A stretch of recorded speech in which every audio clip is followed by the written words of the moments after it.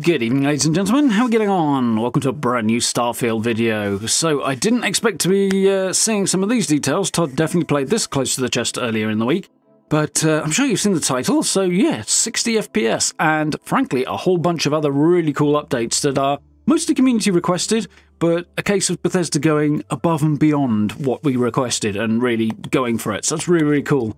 I had a theory recently that I mentioned in a couple of other places wherein the relatively quiet amount of information coming out about Starfield might be because they've knuckled under and they're working hard and working on something relatively large. So this is kind of leading into that being the case because they've gone further with these updates that are coming into beta today, I might add, than I had expected. So that's really, really cool. There's some stuff here that I'm very, very excited for. I actually had a look at my footage recently when I made a video the other day and kind of concluded two things. Firstly, I need new footage. And secondly, that I kind of want to play Starfield again. So I think I'll be doing another playthrough on my own time before too much longer. And we'll hopefully be diving into some of these really cool new features that might become videos on down the line. So yes, subs and likes and notification bells and stuff. And then you'll catch some of that stuff. Should be really, really cool. So yeah, top of the list, 60 FPS. Very, very cool. So let's have a look at this update. So, there we go, there are the patch notes. Bethesda put a video out as well that goes over some of this stuff in more detail and some other bits and pieces as well, so link to that down below as well as the patch notes, of course.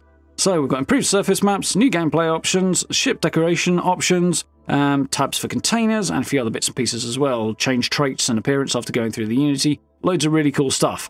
So, obviously, this is the big hype. Xbox display settings, so 60 FPS on consoles. There are caveats, there are details, but nonetheless, this has been probably the single most talked about thing since Starfield was announced, probably. And yeah, they're finally getting at least the closest thing to having your cake and eating it as they possibly can for this. So first up, this does only apply to the Series X. Obviously, if you're on PC, that's kind of already there. But if you're on Xbox Series S, then this won't apply because the horsepower is just not there, in short. Obviously, that console is smaller, lighter, more affordable, and lighter on hardware as well. So that's the result of that. But for the Series X players, we are getting 60, even up to higher frame rates as well, if you want to, at a cost of some visuals. So, we've heard from many players that would like more control over the graphical fidelity and performance on Xbox, similar to PCs. Yeah. Now enabling that on Series X with a few options that you can find and use to best fit your playstyle. Okay, weird wording, I'm struggling with that. So, this is the important point. We highly recommend a variable refresh rate display running at 120 Hz and to verify that your Xbox is set up to use that. So that's the key thing if you want to get the most out of this. You can still get something out of it if you don't have a VRR display, but if you want to get the most out of it, that is a thing that you'll need, and you'll need to make sure the setup is done accordingly. I don't know quite what that implies. I'm guessing Xbox side sort of operating system setup. So I guess you guys will probably have a better idea about that if you have such a thing. So first up, frame rate target. You can now choose between a 30, 40 or 60 or an uncapped frame rate as a target on a VRR display. Very cool. If you do not have a VRR display, you've got an ordinary one that is what's the word? Constant frame rate? You know what I mean. Doesn't have a variable frame rate. Then you are still able to choose between 30 or 60. However, at 60 you might get some screen tearing on a non-VRR display. Yeah, that's the endless struggle with VSync on that one, I guess. But that's what you're going to get as they try and take a game that was never designed for that to run at a higher frame rate. How you set this up and stuff is fairly simple. You can choose to prioritize between visuals and performance when trying to maintain the target frame rate. If you're choosing a frame rate target of 60 or above, we recommend changing this to performance. Prioritizing visuals keeps the highest resolution while maintaining full detail for special effects, lighting and crowds. If you go for that performance to maintain the higher frame rates, then you will see lowered internal resolution and detail for special effects, lighting and crowds. Both modes may adjust internal resolution dynamically, while when scenes and action get heavier as well. And when you change these, presumably via the settings menus, then you might see a bit of a lighting issue as it kind of catches up and figures that stuff out. So yeah, essentially they're doing their best to let everybody on the Series X have their cake and eat it, in a game that's going to struggle to do that because it wasn't designed to on hardware that is being pushed to the limit. So something to bear in mind there. But those of you on Xbox Series X should now have access to 60 FPS, which is pretty cool. So we're going to go back up to the top here for this small section of notes here that really doesn't sell what they're doing in this update. The video they've put out on their channel, which, as I say, linked down below, that does a better job because there is a lot more going on here than would appear. So, improved surface maps. We've been asking for that since just after the game launched, especially on the front of city maps. Both of these things are included in this update, and it's not just a better map with a bit more detail. They've gone for full 3D maps. You can see a little bit of a picture up here, and I'll show some footage as well that looks absolutely awesome. I was expecting a bit more detail, not this level of step up, so very, very cool there.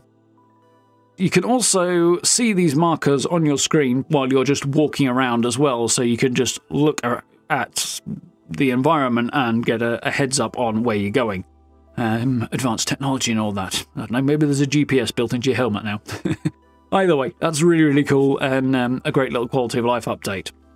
So yeah, like I say, beyond what I was expecting in terms of the map update, so very, very pleased for that. New gameplay options. So they've got here that for those of you like a bit of extra challenge or want to make some aspects of the game easier, you can customize your experience with brand new options in the settings menu. Want to make ground combat harder, but ship combat easier? You can do that. You can also do a lot more from the look of things. The settings for this sort of thing is quite a long list in the menu. You can see it in the footage that hopefully should be up.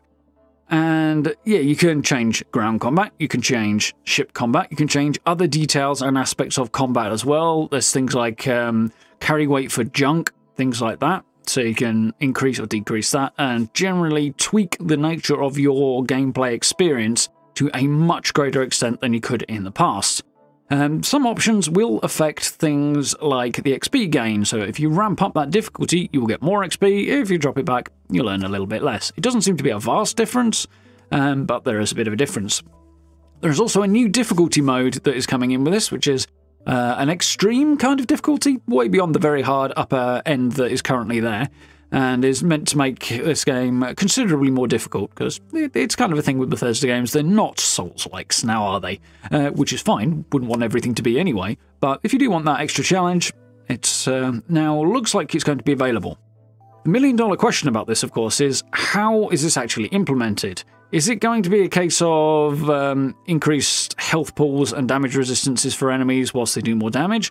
Or is it going to be something a bit more interesting than that? Because obviously more resistance on the enemies and more damage output will make them more difficult, but it's probably the least exciting way of doing it, and it might lead to increased bullet sponginess, which has long been a topic of conversation and would not be at least my favourite way of doing that, shall we say.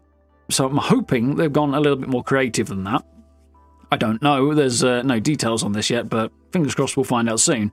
They have hinted in the past that there is headroom in their AI systems in order to where they could make enemies much smarter, and that would be a much more interesting way potentially of increasing difficulty if they were to explore that. So hopefully they've gone that way, but who knows? Maybe it's a combination of the two. We don't know. We'll just have to wait and see. But either way, having more options is always good, and the level of nuance in that and the number of different settings we can adjust that we can see in the video is very, very cool. So definitely excited for that. So, ship decoration. You guys know me and my building, I'm sure. I absolutely love to be doing that. Now, ship decoration mode is coming to ships. So basically, this is the placing furniture and other decor items from outposts, but for ships. So you will now be able to place HABs into your ship that are blank versions of existing HABs. So basically, you pick whichever one you want as per before, except there'll be no furniture in it. And then you can put whatever furniture in yourself if you want to. The existing options are staying, of course. You'll be able to still do that if that's what you want to do. But now you can decorate and lay out the insides to your heart's content. Personally, I'd like to see the opposite happen too, so that the furniture options that are exclusive to ships might get outpost side versions. I'd like to see that. There's nothing about it here, but that would be very, very cool. Moving on to the next couple of things that are shorter and also cool, but slightly less exciting. Added tabs to container menus to make managing inventory easier. So in short, when you open up your inventory or a container, you'll see different sections to subdivide the contents of a box or your inventory, and therefore be better able to find the thing you're looking for. Just a UI improvement. Very nice, very much requested since very early on, and yeah, definitely happy to see that arriving. So up next we have the ability to change traits and appearance after entering the Unity. So as you progress into New Game Plus, you will be able to review the way your character is set up. It won't affect your skills, but it will affect the base underlying nature of your character. So if you want to get rid of that kid stuff trait that you had in your first playthrough for your New Game Plus, which kind of makes sense, because if you're going into, slight spoiler here, so it's fingers in your ears if you don't want that, if you're going into a different alternate reality, that wouldn't be your parents there. So you also wouldn't own property, you'd be kind of busting into somebody else's property, potentially. So things like that, you might want to take off for subsequent playthroughs and replace with something else. You can do that. You can also change your appearance if you want to, say, I don't know, update it to reflect some of the rigours of your journey thus far, for example. So yeah, back into Character Creator and tweak your face and stuff if you would like to do that. And all of this, as I say, is at the point where you start a New Game Plus, so very cool. As we know, Starfield really leans into that New Game Plus thing. Added a dialogue camera toggle in the settings, so if you go into the game settings through the menus, you can now turn off the dialogue camera. You know how you start talking to an NPC and you get right up to them and the whole screen changes? Now you can stay back and kind of watch that conversation happen from further away, if you want to, either staying in first or third person from the look of things. It's a simple on-off option, so yeah, that's quite cool. Again, another very, very much requested feature that looks pretty decent in the footage we've seen there. So last couple of things that are not actually in these patch notes at all, because they are coming further on down the line that I thought you'd like to know about. They have teased in that video there are a couple of really cool features lined up down the line. I am completely shocked by the one at the top of the list, and that is they're working on a land vehicle. So yeah, we'll actually, it looks to be some kind of moon buggy type deal, in obviously the Starfield style.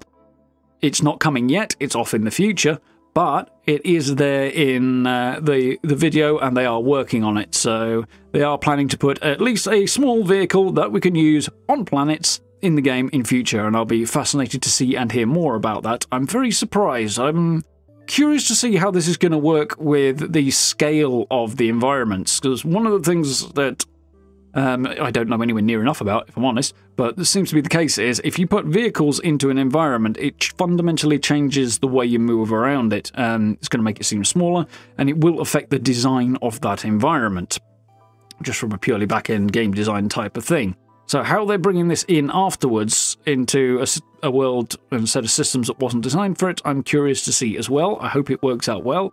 But that is a much requested community feature that is apparently coming on down the line. On top of this, there is also hints that they are working, well, we know on the Shattered Space DLC, but there are new quests and things coming down the pipeline as well, which may or may not imply other DLC, or it may just be part of an update, so that would be very, very cool to have as well. And of course, every mention of the modding tools, which are, as we mentioned in the past earlier this week, in the hands of creators who have worked with Bethesda before, so they are getting external testing, and hopefully we'll be hearing more about that soon as well. So, I hope you folks found this interesting and informative, and are interested in seeing what's coming up down the line. It looks like Bethesda are really diving into committing to the long term and really trying to bring in those community requests and make Starfield the very best game it can be sort of for the future, because, well, they've always been planning for a long lifespan for it, so it makes sense. So, cool to see. And yeah, I'm excited to try this out. Hopefully I'll be able to find somewhere in my schedule to squeeze in some playtime, at least on my own, and make some content on some of this new stuff on down the line. Update should be coming out, as I say, in the later part of this month, so probably mid-May. I would think about 2 weeks' time. That's usually how long these things are in beta, but for right now, it's in beta on Steam. If you want to check that out, you can, if you're playing on Steam, go through the Steam settings and set up to get beta updates. There's a whole thing on that. It's not particularly difficult, but something for another video, perhaps. But anyway, for now, thank you very much for watching. Hope that was helpful to you all. If you liked the video, please consider dropping subs and likes. I very much appreciate it. Hit that notification bell, and you keep up to date with everything Starfield, and of course Fallout as well, and, well, Elder Scrolls, and we start getting some news about that too. Down below the video as well, we've got social media links, merch store, and channel memberships on that blue join button if you're interested in supporting the channel that way. Hugely appreciated. And if you get a chance, join us for live streams too. We are, of course, playing a ton of Fallout 76. We've been playing some Fallout 4 lately as well, as a few other bits and pieces as well. So I do hope you join us for those. But for now, thank you very much for watching. I look forward to speaking to you all very, very soon.